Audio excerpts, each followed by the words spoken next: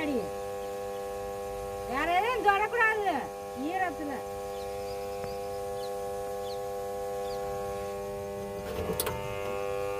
அதுக்கு தானே அந்த பீஸ் கட்டை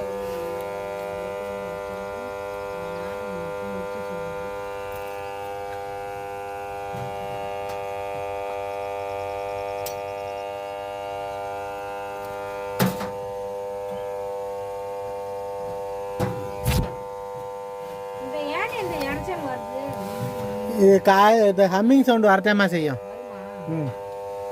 இந்த கான்ட்ராக்ட்லாம் பழசாயிருச்சு.